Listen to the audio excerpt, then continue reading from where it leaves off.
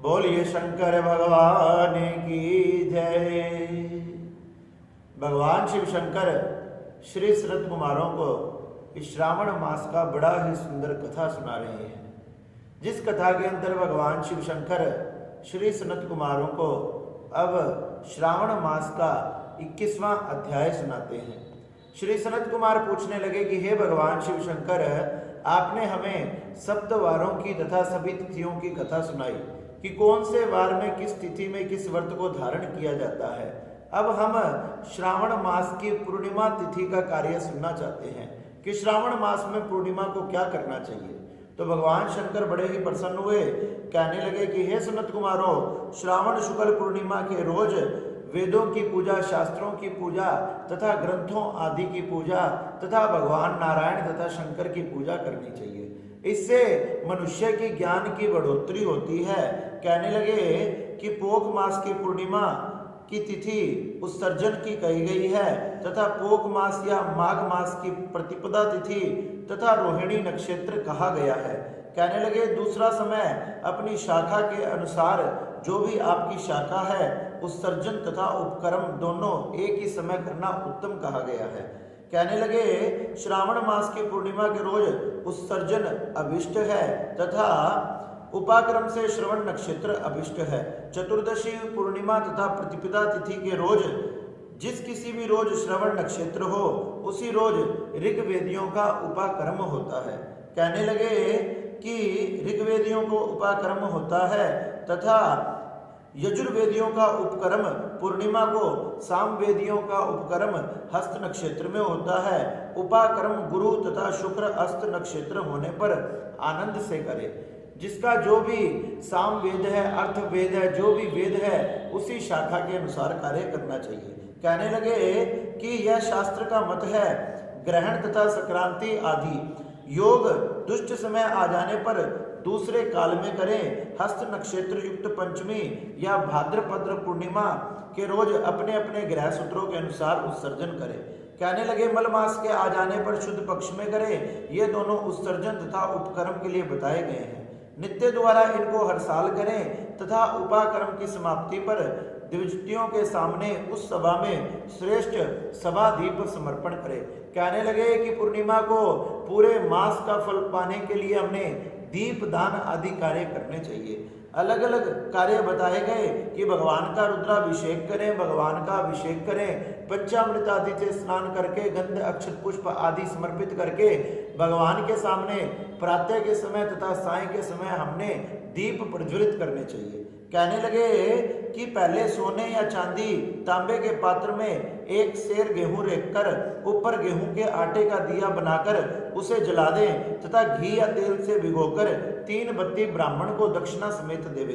कहने लगे दिया तथा ब्राह्मण का पूजन कर कहना चाहिए कि हे श्रेष्ठ सवादीप, हे दीपक, दक्षिणा तथा पान के सहित मैं आपको देवताओं को समर्पित कर रहा हूँ। आप मेरे सारे कुल को रोशन करना, मेरे वंश में बढ़ोतरी करना, हमारे शरीर में तेज बनाए रखना।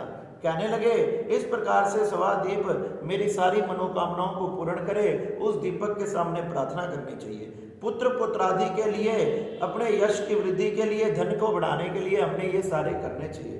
कहने लगे कि प्रार्थना करें कि आप हमें इस दीप दान से देवताओं के तुल्य बना देना। इस प्रकार 5 साल तक करने के बाद इसका उद्यापन करना चाहिए। यथाशक्ति भक्ति से ब्राह्मण को दक्षिणा दें। आप भी सभादीप का ये उत्तम महात्म करें। उसी रात श्रवण कर्म करें, भगवान का कीर्तन करें तथा भगवान की कथा आदि मंत्रों आदि का श्रवण करें, कीर्तन करें।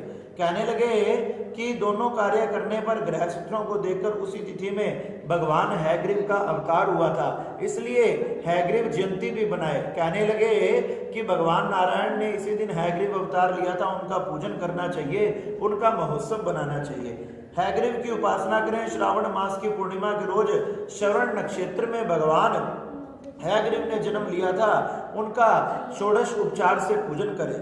कहने लगे उस समय जिसका जो वेद है वो गाया जाता है। नाना प्रकार के सामवेद, यजुर्वेद, सामवेद आदि, ऋग्वेद आदि गाए जाते हैं। कहने लगे कि इस दिन भगवान के कीर्तन को, भगवान की कथाओं को सुनना चाहिए तथा इस मंत्र का जाप तथा पढ़ना चाहिए, कहना चाहिए कि हे भगवान नारायण, हे भगवान शंकर, मेरे पूरे मास के व्रत तथा उपवास को अपने चरणों में स्वीकार करके इसका उचित फल मुझे प्रदान करो, मुझ पर कृपा करो। कहने लगे कि इस प्रकार से नमः शब्द बोलकर सारी पूजा को करना चाहिए तथा समस्त रिद्धियों तथा सिद्धियों को प्राप्त होती है। कहने लगे इस प्रकार से जो भगवान की पूजा करता है उसका पुष्चरण अक्षर संख्या अनुसार 18 लाख या 18,000 है। कलयुग में इसका 4 गुना करना चाहिए। भगवान हैग्रीव इससे बड़े प्रसन्न होते हैं तथा पूर्णिमा के दिन हमने धूमधाम से रक्षाबंधन का त्योहार मनाना चाहिए। हमारे यहाँ 4 त्योहार बड़े विशेष हैं बताए गए, होली, रक्षाबंधन, दशहरा तथा दिवाली। बताया गया कि होली शूद्रों का और रक्षाबंधन ब्राह्मणों का तथा दशहरा क्षत्रियों का तथा दीपावली वैश्यों का त्योहार है तथा इस प्रकार से पूर्णिमा के दिन रक्षाबंधन बताना चाहिए। इस समय में एक प्राचीन इतिहास सुनाया कि जब देवताओं और असुरों का युद्ध हो रहा था, देवता किस प्रकार भी विजय नहीं हो पा रहे थे, तो इंद्राणी ने इंद्र को बुलाया और श्रावण मास की चतुर्दशी के दिन कहने लगी कि मैं आपकी रक्षा करूंगी, आपकी रक्षा करके भगवान का ध्यान करके आपके हाथ पे ये रक्षा सूत्र बांध रही हूं, इससे आपकी कल अवश्य ही विजय होगी। कहने लगे इस प्रकार से पूर्णिमा की सुबह उसने उस रक्षा का विधान किया। जब देवता सब असुरों से जीत गए, जब से रक्षाबंधन बताया जाने लगा, इस दिन पूर्णिमा के दिन सभी व्यक्ति, सभी लोग ब्राह्मणों के पास जाकर अपनी रक्षा करवाते हैं ताकि भगवान उनकी रक्षा कर सके। कहने लगे कि इस प्रकार से रक्षाबंधन मनाना चाहिए, रक्षा का कार्य करना चाहिए।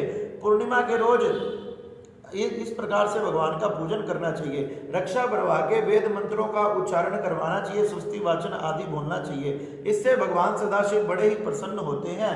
कहने लगे उसकी कभी भी किसी भी कार्य में असफलता नहीं मिलती, उसको हमेशा सफलता प्राप्त होती है, हर काम में वह विजयी होता है। इस प्रकार से देवताओं, ऋषियों आदि का, पितरों का तर्पण करना चाहिए तथा सोने के पात्र की सुरक्षा बनाकर उसको सोने के सूत्र से बांधकर मोती द्वारा विभूषित करें, उसमें रेशम के बने हुए सुंदर कपड़े रखें उसको तथा सरसों, चावल आदि से अंदर से सुंदर से सजाएं। कहने लगे सुंदर कलश के ऊपर रक्षा रखनी चाहिए। पहले सुंदर आसन पर सगे संबंधियों को बिठाएं, नाच गाना करें, भगवान के गीत गाएं तथा यह मंत्र पढ़कर उनके रक्षा करनी चाहिए। ये नबद्धो बलि राजा दानवेंद्रो महाबला तेन त्वाम बंदानी रक्षे माचल माचला। इस प्रकार से उनको रक्षा करनी चाहिए। भगवान शंकर कहने लगे श्रावण मास की पूर्णिमा को इस प्रकार से भगवान शंकर तथा नारायण की हैग्रीव अवतार की पूजा की जाती है तथा धूमधाम से रक्षा का त्योहार मनाया जाता है। सनत कुमार ये जानकर बड़े ही प्रसन्न हुए। कहने लगे हे शंकर भगवान, आपने श्रावण मास की पूर्णिमा की ये बड़ी ही सुंदर कथा सुनाई और इस कथा को सुनकर हमारा हृदय बड़ा आनंदित हो गया। इस प्रकार सनत कुमार भगवान शिव शंकर के चरणों में प्रणाम तथा नमस्कार करने लगे, भगवान की जय जयकार करने लगे। बोलिए शंकर भगवान की जय। नमः पार्वती नमः। हर हर महादेव।